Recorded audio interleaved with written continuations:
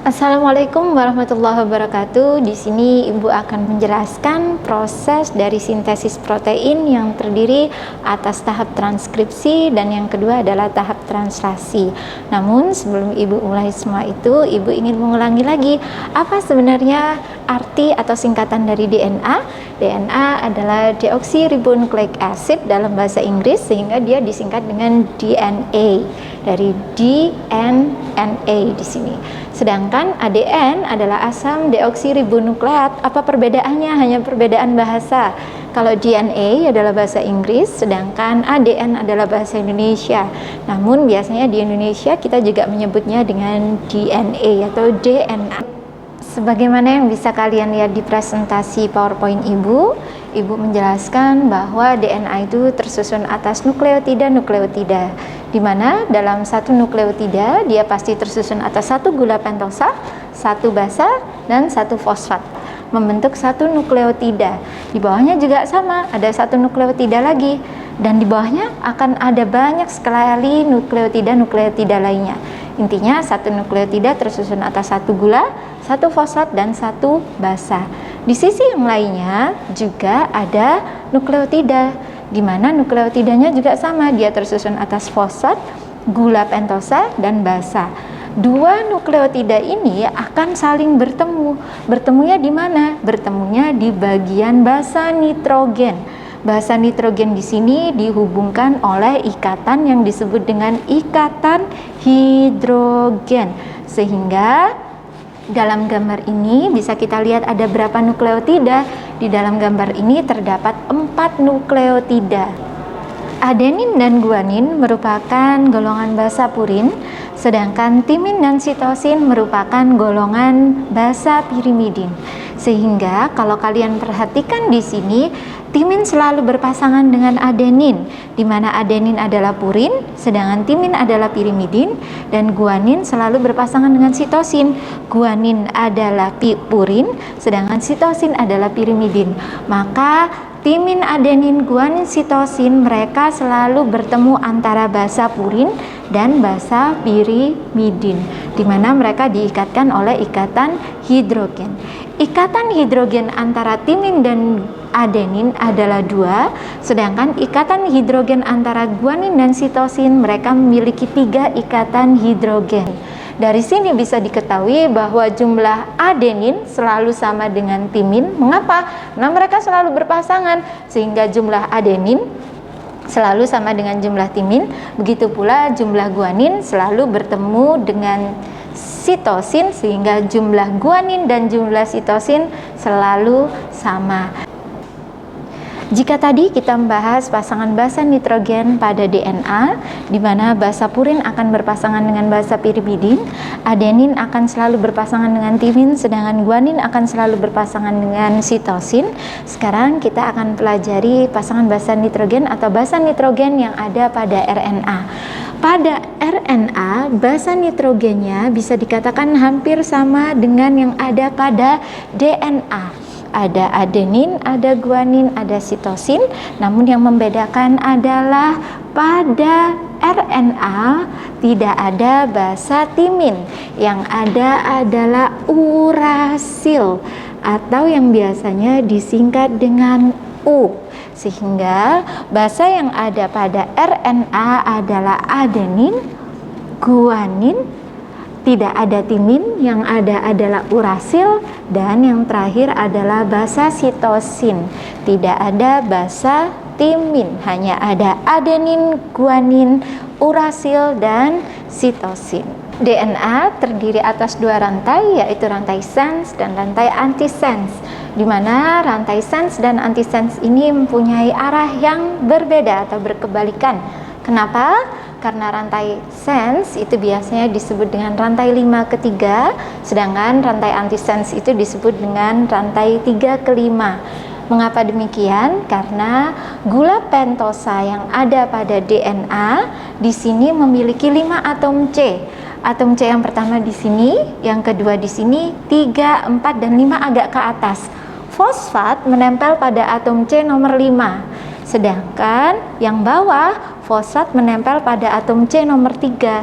sehingga dia dikatakan sebagai rantai 5 ke 3. Kebalikannya dengan sense, rantai antisense dimulai dari atom C ketiga dan dia akan bertemu fosfat lagi di atom C kelima, dan arah gula pentosanya berkebalikan, sehingga jika rantai sense itu ke arah atas, rantai antisense ke arah bawah. Jadi mereka ke arah yang berbeda seperti ini. Untuk penjelasan selanjutnya, Ibu akan menjelaskan tentang sintesis protein, di mana sintesis berasal dari kata pembuatan, protein artinya protein, yaitu pembuatan protein yang terjadi di dalam sel kita.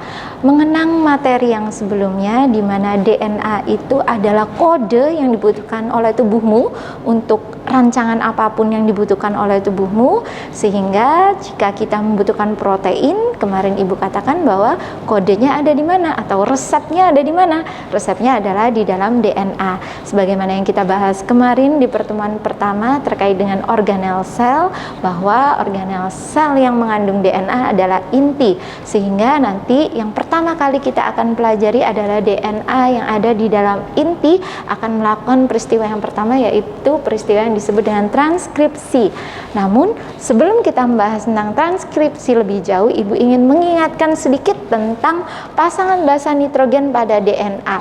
Sebelum Ibu lanjutkan ke proses transkripsi, ayo bersama-sama kita mencoba mencari pasangan basa nitrogen pada DNA sense yang sudah Ibu tuliskan di sini. Sebagaimana yang kita ketahui, DNA sense selalu berpasangan dengan antisense, di mana mereka akan bertemu pada basa nitrogennya. Basa nitrogen purin akan bertemu dengan pirimidin.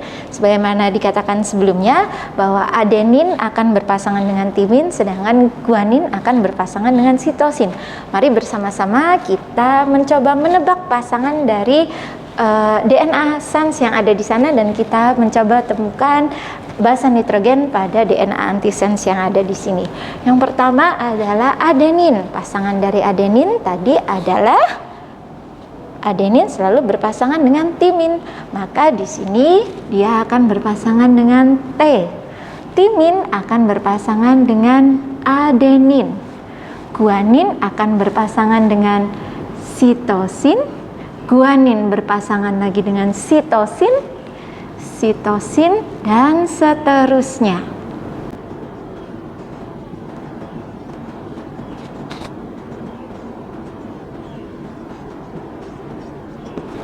Sehingga sekarang kita dapatkan pasangan dari DNA sense, yaitu DNA antisense.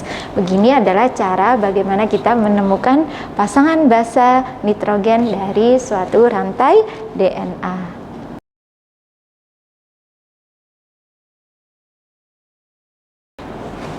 Pada sintesis protein, peristiwa yang pertama kali terjadi adalah peristiwa transkripsi.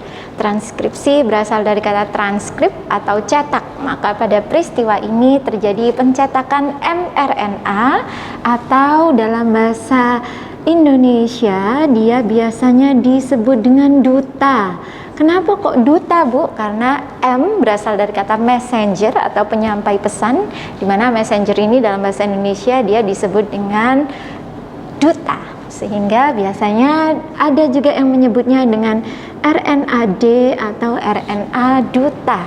Nah, loh Bu, kenapa kok harus menciptakan RNA duta? Kenapa kok tidak DNA yang dibutuhkan saja atau gen yang dibutuhkan saja yang keluar? Kenapa harus dicetak dulu? Karena sebagaimana yang kita ketahui kemarin, DNA ini adanya di mana? DNA ini letaknya adalah di dalam inti sel.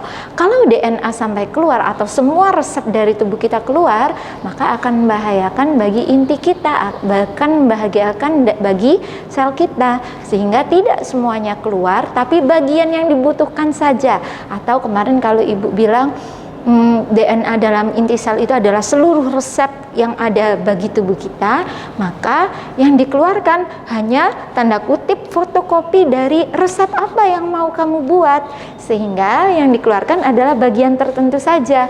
Bagian tertentu dari DNA inilah yang disebut dengan gen. Jadi gen ini adalah bagian tertentu atau potongan tertentu dari DNA yang mengatur suatu sifat atau suatu kode tertentu.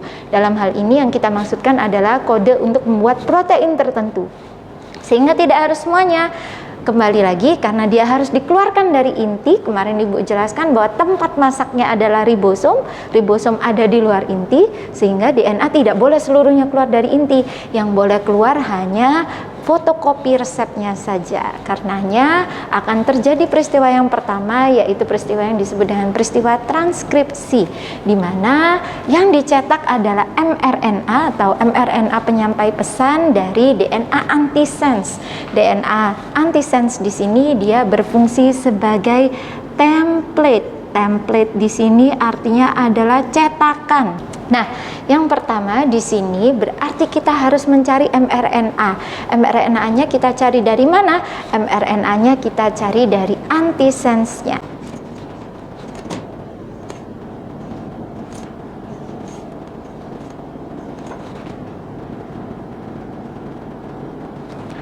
Nah, kalau tadi kita belajar bagaimana cara mencari pasangan DNA, di mana tadi kita punya DNA sense, lalu kita diminta mencari DNA antisense, hampir sama bagaimana kita mencari mRNA adalah kita menemukan pasangan dari antisense ini, nak. Sehingga saat Ibu mengatakan bahwa kalian harus mencari mRNA, maka mRNA di sini adalah pasangan dari basa nitrogen yang ada pada antisense, di mana harus diingat adenin pada DNA memang berpasangan dengan timin, tapi saat dia membahas RNA maka timin sudah tidak ada, yang adalah urasil. Sehingga di sini timin pasangannya adalah adenin, adenin pasangannya adalah urasil, bukan T lagi. Lalu sitosin pasangannya adalah guanin, guanin.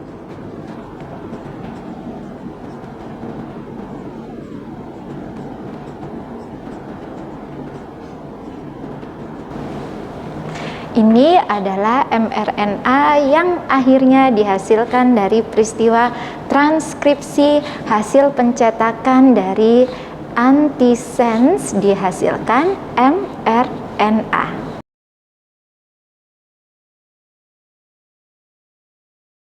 Nah, tadi sebagaimana dikatakan bahwa transkripsi terjadinya di inti, maka lokasi dari transkripsi ini terjadi di dalam inti. Berarti mRNA yang dihasilkan awalnya letaknya di mana? Awalnya letaknya di inti. Peristiwa selanjutnya dari peristiwa sintesis protein adalah translasi. Translasi ini adalah penerjemahan mRNA menjadi asam amino yang diperlukan untuk menyusun protein. Nah, sebagaimana dikatakan kemarin bahwa sintesis protein atau pembentukan protein itu terjadinya adalah di ribosom. Sehingga di sini lokasi dari translasi adalah di ribosom. Maka apa yang harus dilakukan oleh mRNA? mRNA dari inti harus keluar menuju apa? Menuju ribosom, sehingga mRNA keluar dari inti menuju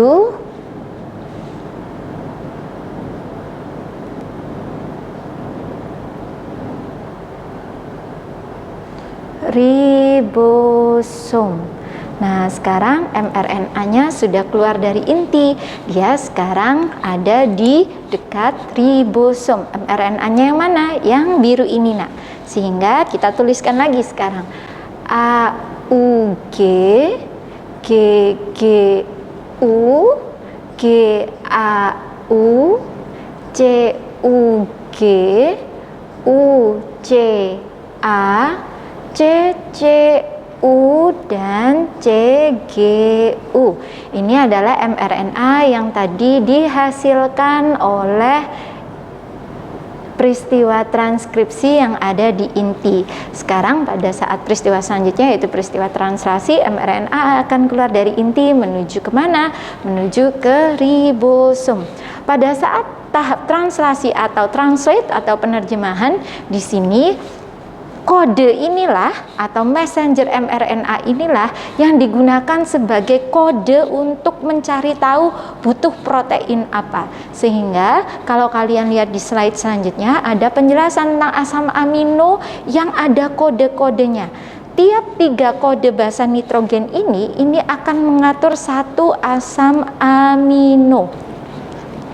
Lalu asam amino sendiri ada di mana letaknya? Asam amino itu adalah hasil pencernaan protein dari makanan atau makanan berupa protein yang kalian sudah cerna. Nah, letaknya ada di mana? Letaknya ada di sitoplasma. Sedangkan tadi kita bahas bahwa peristiwa translasi atau pembentukan proteinnya adanya di mana? Adanya di ribosom. Loh, Bu, apa hubungannya asam amino dengan protein? Jadi kalau makanan yang kalian makan berupa protein dicerna menjadi asam amino, di mana asam amino itu ada berbagai macam jenis. Untuk menyusun protein yang kalian butuhkan seperti enzim maupun hormon juga membutuhkan berbagai macam asam amino untuk menyusun protein. Jadi asam amino itu adalah bentuk yang paling sederhana dari protein. Kalau protein dihancurkan jadi asam amino, untuk membentuk protein bagi tubuhmu juga akan membutuhkan asam amino. Nah, tadi Ibu katakan bahwa asam amino itu letaknya ada di sitoplasma, padahal peristiwa translasi adanya di ribosom. Maka butuh sesuatu atau kalau misalnya dianalogikan di kehidupan nyata, misalnya kalian mau masak sesuatu, nah misalnya kalian mau bikin kue, tapi bahannya misalnya ada di supermarket. Padahal posisinya kalian tidak boleh keluar rumah karena PPKM, maka biasanya kalian akan menghubungi atau melalui suatu aplikasi di mana pada aplikasi ini bisa membantu kalian untuk mengantarkan barang. Nah, tak jauh berbeda dari peristiwa itu, kalau kalian butuh barang kalian pesannya lewat mungkin suatu aplikasi. Nah, di sini pada peristiwa translasi, pesanan itu dilakukan oleh siapa? Pesanan dilakukan oleh mRNA karena dia berasal dari kata messenger atau penyampai pesan. Dia yang butuh sesuatu, maka pesannya dari mRNA. Lalu siapa yang membawakan? Kalau kalian tadi mau beli barang tidak boleh keluar, yang membawakan adalah bapak kurir atau bapak Gojek. Begitu juga pada peristiwa translasi, peristiwa ini dibantu oleh yang namanya adalah tRNA. Ibu tulis di sini. Jadi yang membantu adalah tRNA. tRNA ini Ibu sebut sebagai kurir. Tugasnya ngapain? Nah, tugas dari tRNA adalah sebagai kurir. Ngapain dia? Maka tugasnya adalah untuk mengambil atau mengantar asam amino sesuai dengan pesanan. Tadi siapa yang memesan? Yang memesan adalah mRNA. Sehingga fungsi dari tRNA dia sebagai kurir, dia yang akan mengambil dan mengantar asam amino sesuai dengan pesanannya mRNA. Nah, mRNA sendiri akan dibantu oleh tRNA. Maka tRNA itu apa, Bu? Bisa dikatakan bahwa tRNA itu adalah kalau kita ingin mencari tRNA, tRNA adalah pasangan dari mRNA. Tapi sebagaimana yang Ibu sebutkan sebelumnya, bahwa setiap 3 kode ini adalah untuk satu asam amino, maka tRNA juga demikian. Jika di sini ada AUG, maka kita cari pasangannya. A selalu berpasangan dengan U selalu berpasangan dengan A, G akan berpasangan dengan C. Maka tRNA untuk mRNA AUG adalah UAC, dan seterusnya juga kita buat seperti ini. Maka GGU adalah CCA.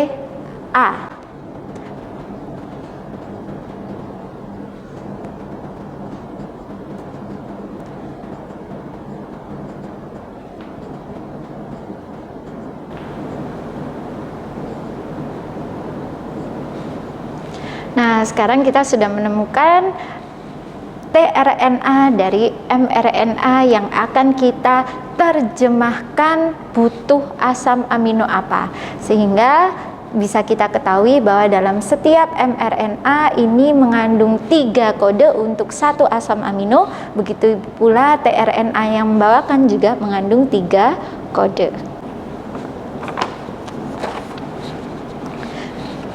Jadi tRNA UAC akan membawakan asam amino pesanan dari mRNA yaitu AUG.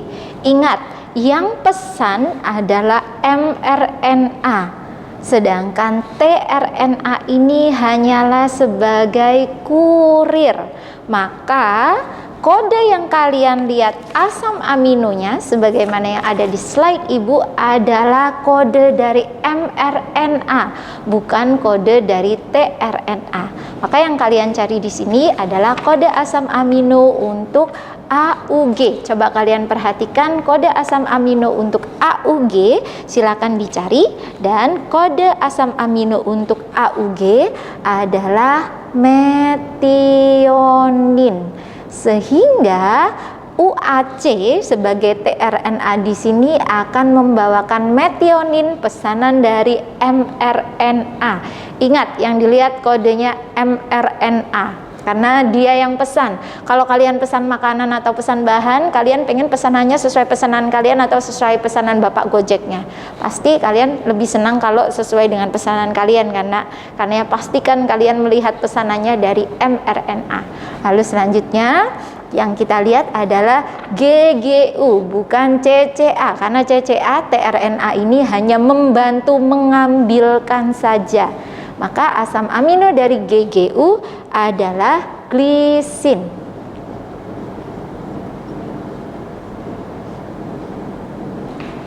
Asam amino untuk GAU adalah ASP, biasanya disingkat dengan ASP atau biasanya disebut dengan aspergin. Asam amino untuk CUG adalah leu, biasanya disebutnya kalau kalian lihat di tabel kalian, atau nama panjangnya adalah leusin. Yang dilihat selanjutnya adalah UCA. UCA ini adalah serin. Lalu CCU di sini kalau kalian lihat CCU adalah prolin. Dan terakhir adalah CGU. CGU di sini adalah arginin. Nah, susunan dari berbagai macam asam amino inilah yang akhirnya membentuk protein, sehingga runtutan dari peristiwa dari sintesis protein terdiri dari peristiwa transkripsi atau mencetak. Siapa yang dicetak? Tadi yang dicetak adalah mRNA, di mana mRNA itu fotokopi resep karena resepnya DNA itu tidak boleh keluar dari inti. Nah, lalu peristiwa selanjutnya adalah translasi atau penerjemahan kode dari mRNA, atau pesannya mau pesan apa. Nah, karena dia terjadinya di ribosom, maka mRNA harus keluar dulu dari inti menuju ribosom. Nah, padahal tadi letaknya asam amino ini adalah di sitoplasma, maka butuh kurir yang mengambilkan. Kurirnya siapa? Kurirnya adalah tRNA. Tapi selalu diingat, yang dilihat untuk kode asam amino adalah kode dari mRNA, bukan kode dari tRNA. Demikian penjelasan dari Ibu, semoga bermanfaat dan semoga kalian bisa memahami materi dengan baik. Terima kasih. Wassalamualaikum warahmatullahi wabarakatuh.